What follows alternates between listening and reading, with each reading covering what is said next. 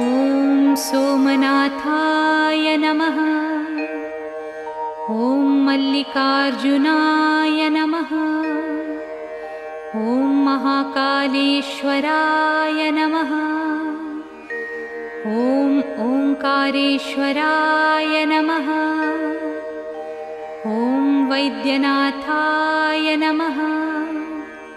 ॐ भीमशङ्कराय नमः।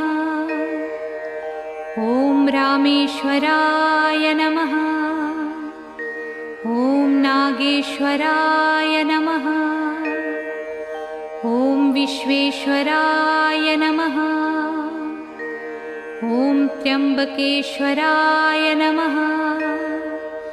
ॐ केदारेश्वराय नमः। ॐ भुस्मेश्वराय नमः।